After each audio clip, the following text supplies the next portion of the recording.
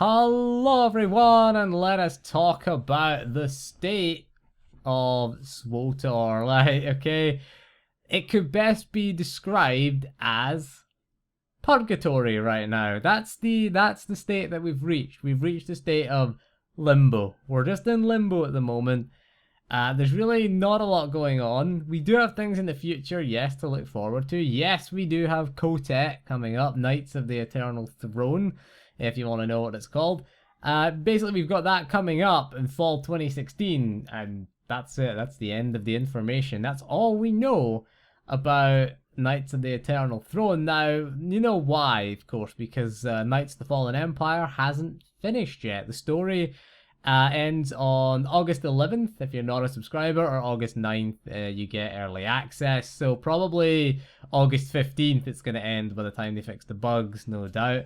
They already delayed the final chapter. It got delayed by 2 weeks. It was supposed to come at the end of July, but it's coming in the beginning of August, beginning part of August. You could say closer to mid-August now. It's 2 weeks away from when I'm recording this video.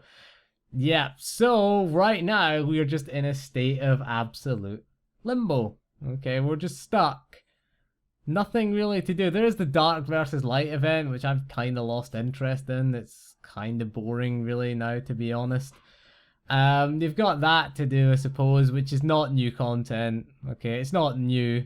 It's not very interesting really at the moment. I have to play through Knights of the Fallen Empire to get to the next tier. And I can't be arsed. I just can't be arsed. You have to play through the first 9 chapters, and it's like, not even putting music on and space barring can I be bothered doing that. To be honest, that's how bad it is, I think, Knights of the Fallen Empire. I will have a review of Knights of the Fallen Empire. It will not be kind.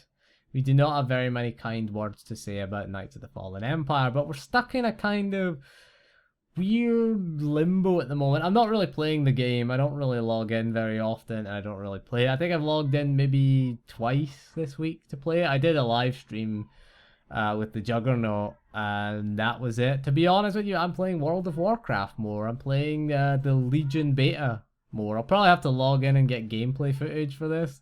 That's gonna suck. Or I might just slap some WoW gameplay footage over it and annoy everybody. Trolling, maybe. So if there's WoW gameplay footage over that, I couldn't be arsed. I couldn't actually be arsed with logging in and doing it. But that's how I feel about the game. And is SWTOR good at the moment? No, it's in a state of nothingness. It's not even bad. I mean, you couldn't call it bad right now, but it's just like, if it wasn't there, you wouldn't miss it, kind of thing. There's just nothing really remotely interesting going on. I should say that as, the community is kind of fractured, kind of, I would say dying. I'm going to say dying, the community is. The game may not be dying, but certainly the community is struggling. I mean, I say that in the last 12 months, I've seen 2 guilds collapse completely. Okay, the guild that you were in on the Empire side, which was quite a big guild. I mean, they were quite a big conquest guild. They had 2 raiding teams. Most of them are just gone from the game now. The guild hasn't broken up, in a sense. It was Apostles of the Force I was in on the Empire side. Didn't really get a chance to do much with them, unfortunately, because I raided mostly Republic in sort of 3.0 and 4.0. But, they were quite a big guild, and they've still around. I mean, they're still a guild in SWTOR, but they don't really do anything. They are a multi-game community. A lot of people left and went to other guilds. A lot of people left the game and started up other communities, which is good to see that kind of thing. But it's bad that they're leaving SWTOR. And it's bad for SWTOR that they're leaving. And as well, your Republic guild of Sound and Fury.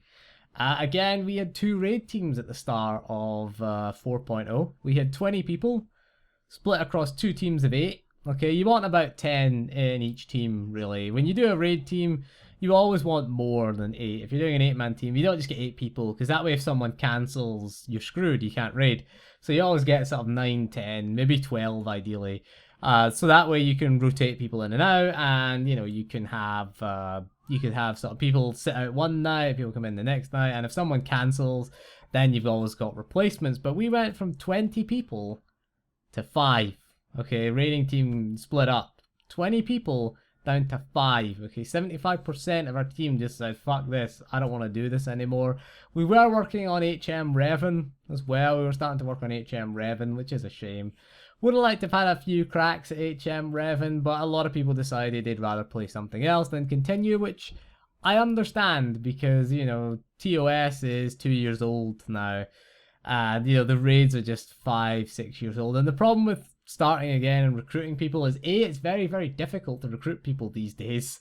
It's really tough because raiders are so thin on the ground because, again, they're all just leaving because there's been no raid content for 2 years. So they're just buggering off somewhere else to play.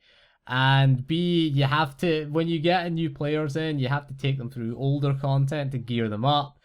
And no one really wanted to do EVHM again for the 700th time. Okay, no one wants to do that. 5 years. 5 years. So I waited 20,000 years. We're bored of them after 5, really. So that's really where I am. I don't really bother logging in. I used to do heroics, but they're not worth doing anymore because the payout is pointless. There's nothing to spend credits on anyway, so I've nothing really that if I'm not logging in, I'm not spending credits, and I'm not gearing up alts. Therefore, I don't need any gear, credits, or anything like that. The story, I haven't done chapter 15 yet. I can't really be arsed with it. Probably going to do it on my Vanguard at some point. We'll probably pull all the trash and AoE them down. And, you know, we'll walk through a corridor, have a cutscene, have a fight, blah blah blah. And, you know, that's the mantra of the game design. That's their game design in 4.0. Corridor, fight, cutscene. The fight's not very engaging. The cutscene is alright, I suppose, but... Oops, sorry about that. Yeah, the cutscene is not very engaging. The cutscenes can be quite... Because some of them are alright. They're not engaging the 7th or 8th time you run through it, though. But that's where I am with the game right now. Just not really playing it, not really logging in. Still subscribed. Gonna check out Chapter 16 and see what Kotet has to offer and whether we stay subscribed. But August 30th... Legion launches and it looks good. We're playing in beta and it looks pretty damn good. Good story as well, weirdly enough. World of Warcraft has class stories, okay?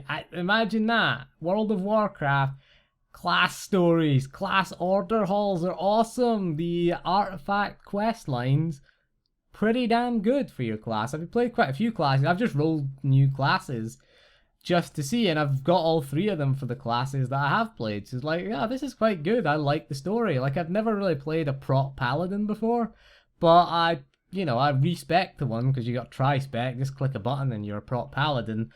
I rolled one just to see the artifact quest line, and it was pretty good. You know, the quest lines are different for your 3 artifact weapons, or 4 if you're a druid. Well, the druid is 4 specs. I assume there's 4 artifacts. So 3 artifact weapons, 1 per spec. Each spec has its own different class quest. Some areas are the same, mind you, but the quests are different, and you got to play the role that you're playing in. We'll discuss Legion a little bit in another video, but anyway, thank you for joining me for this video right now. And what are you doing in SWTOR? Are you doing Dark versus Light? Are you raiding still? Are you waiting in anticipation for Kotet to come out? So I'm gonna have to see. Kotet needs new raids, needs new group content, new flashpoints, new raids, really needs something other than just a boring corridor RPG, kill mobs, walk down a corridor, kill mobs, watch a cutscene.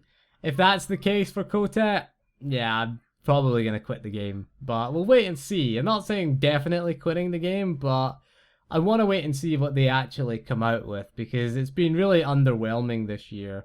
Hopefully they don't continue with this boring chapter and recognize that they are an MMORPG, and an MMORPG needs to have some sort of group content to keep players coming back. Okay, we need that reason to form communities and to stick together, because communities, they stick together and they'll play the game. You know, if you ask a lot of people who hate World of Warcraft, I hate WoW, but I don't want to quit. And it's like, why don't you want to quit? And it's like, well, my friends play it.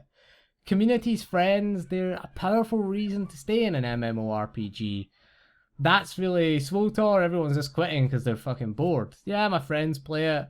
Yeah, there's a good. Yeah, the community's good. The community people that do play it are good people, but they're just getting bored and just saying, "Nah, I'm not gonna play anymore," and that does affect me. You know, you can't raid it. You don't raid anymore. There's only 5 people that wanted to be in the raid team. Can't raid with 5 people. Really, you probably do EVHM with 5 people, but then no one wants to do that. You know, you can't do Revan HM with 5 people. That'd be pretty impossible, really. 4 of them were healers. Should point out. Should point that out. At least 4 healers, and we got tons of healers. We got no tanks either. But anyway, thank you for joining me for this video. I will see you again soon, and goodbye.